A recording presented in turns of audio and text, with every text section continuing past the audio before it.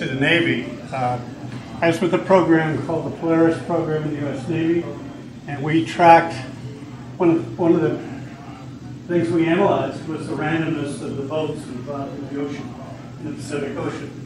Fair amount of data. Okay. Thinking of the depth, the length, the width of the Pacific Ocean. Okay. Trying to determine, and you'll hear this term over and over again, patterns.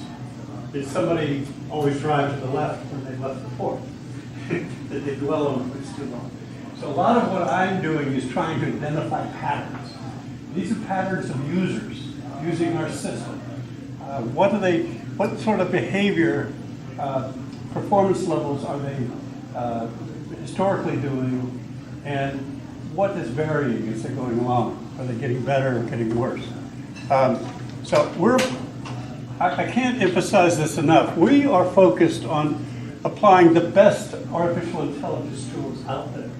We're not trying to reinvent the wheel. There are about 20,000 people in the world who have these kinds of skills. Half of them are overseas, many are in China.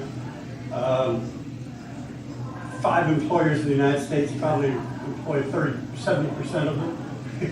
Google, Facebook, Amazon, IBM, and Microsoft. And what's wonderful today is these are all available on what's called an API. I can go out and I can take these tools and incorporate them into my systems. I just have to know how I want to use them. David Brooks made a wonderful point about how can we find practical value in these tools. And what Jobscience brings to the table is we do have experience in managing large databases. The architecture of Salesforce is a transaction system. Somebody wants to search 1 million resumes, that gets difficult in Salesforce. Okay, we've mastered that problem. We also have tools in our sourcing center that we're incorporating into. So it's taking our technology, combining it with the best tools available from Salesforce, from Amazon, from Google. Okay? So the goals of the program are really to streamline our recruiting and workforce management apps and to gradually embed more and more logic so that we simplify the tasks of people using our systems.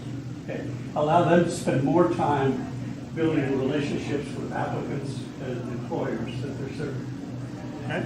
The second is to take advantage of the data we're producing with new apps, new applications that use the data from our process management systems. We have systems for managing the recruiting process, for managing the process of deploying contingent workers. And so what data are we capturing we can use? And then building self-improving apps that address clear customer needs. And that's a motherhood statement. But this system that David is building can utilize any field, any object on Force.com. So it's not just limited to Jobscience. Okay? Okay. How do we do this? And hit the arrow key on the computer. Okay. So right now, Jobscience has 40,000 users on our system, about 1.5 million placements a year. Every day, people are entering transactions and we're recording this data. Okay? So we're looking at how patterns could change over time, but at the user level.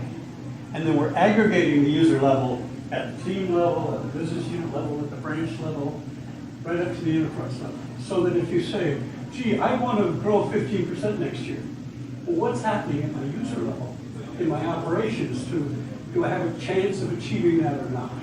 Okay. Timing turns out to be very important in forecasting outcomes.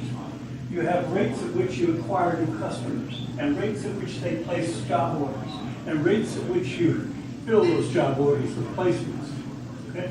So that data is picked up automatically by our system. I don't depend on somebody having to put that data in. So to the extent that I can say, hypothetically, 50% of my business is going to come from new accounts. A new account takes 60 days before I get a job order, 90 days to fill the first job order. By June, I'm pushing the limit of whether I'm going to get a sale revenue by the end of the year. So as an example of how you're using time to begin predicting outcomes, okay? So what we're trying to do is use artificial intelligence to forecast, not forecast more accurately, but forecast earlier. Hey, it doesn't help me if I'm off course in November for a calendar year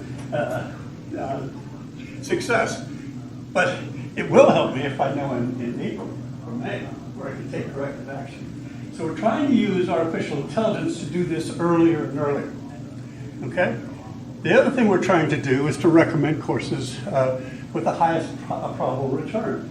Gee, if I'm moving off course, do I need to focus on new accounts, or getting more job orders from my existing accounts, or getting new applicants in so that I can fill, say, temporary positions faster?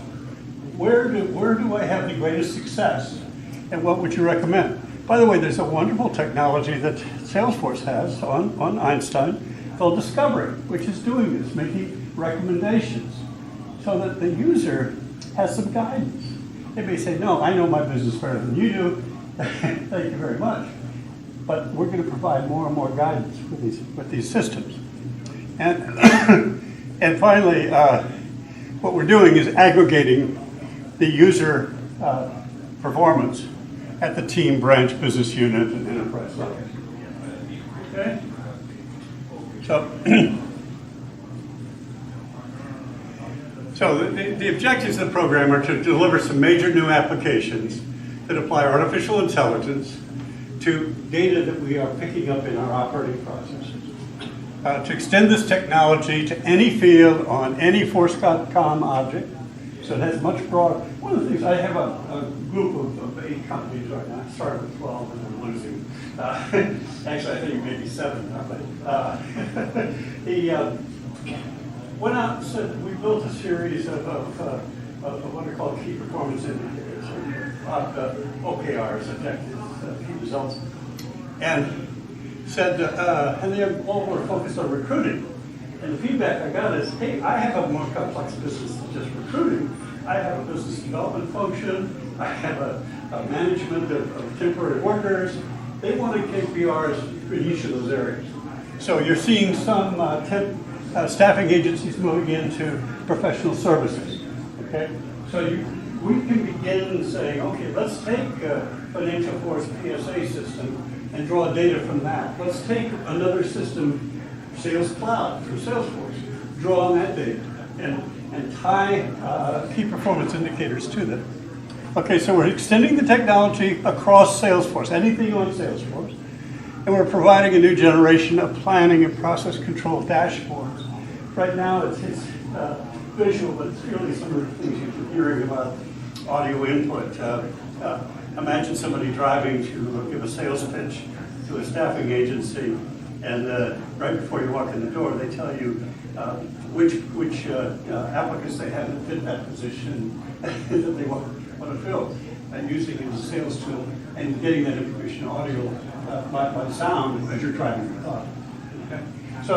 But right now we're talking about dashboards and at the user level saying, hey, you're on track, you're off track, trying to help them along.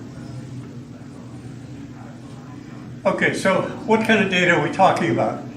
We're putting together blinded data because our customers own their data. So we're putting together blind data on recruitment activity at the temp and perm level, RPO management activity, workforce management activity, marketing, sales, and customer service activity. So we're putting that data together, and we're building, and we're also saying, hey, there's public data available that I need, because ultimately I want to help my customers operate their businesses better, and if they're more successful, the value of their enterprise is going to go up. So I want to measure the value of their enterprise, measure how they're succeeding, and so we're drawing on both external data and the internal data. Okay, so let me share with you some of the findings we've gotten right now. So far, we've tracked 11,000 placements over 9 months from our sample, and we found some clear differences. We broke the data into quartiles: the top quartile, the bottom quartile. The guys who are in the top category, in perm recruiters, they actually rely much more on submittals, recording submittals, interviews, and offers than anyone else. Okay? They're actually doing the job they're supposed to be doing using their system. Okay? And the temp quartile, what's interesting, and this I'll keep saying I don't have enough data, but it looks like the top quartile are people that place people in the temporary position without interviews. Okay? How many, relatively more. Now maybe this is a hypothesis, but I need a lot more data to prove. Okay? And the top perm quartile place people 73% faster or use 27% less time to fill their positions. Now, the top quartile accounted for 67% of all of the temp placements, and 54% of, in other words, 25% accounted for an inordinate amount of the placements. And again, the point is that there's really data in the time values. Not only the days that a new account creation turns into revenue, but also there are shelf lives for job orders. There's shelf lives for a contractor that has been inactive for a period. You need to know who's available, who can be assigned to things. And so we're going to try and calculate some shelf lives. Okay? So I think David and I have been working on this project called the KPI Forecasting project. And it's similar to goal management systems that are readily available in the market. The problem is you can set your goals and then you have to collect the data. And what we're trying to do is preload the data from our customers' applications and provide essentially templates and goal libraries where you could go in and say, okay, for this branch, I want 5, 7, and 9, and that will tell the system to preload the data for goals 5, 7, and 9. You can make the adjustments as you go along. So we're going to have goal libraries for marketing activities, for recruitment activities, for workforce management activities. Okay. For each, the activities that our customer needs, we're going to accumulate weekly user data with snapshots so we can analyze the performance patterns. We're going to apply a analytical engine like Discovery to forecast goal achievement and changing user patterns, and we're going to use that system to develop recommendations based on certain correlations. You're better off trying this course of action as opposed to that course of action. And finally, we are going to use AI-based tools to refine the analytic engine to allow for earlier and earlier forecasting. Okay, so that's what we're setting out to achieve.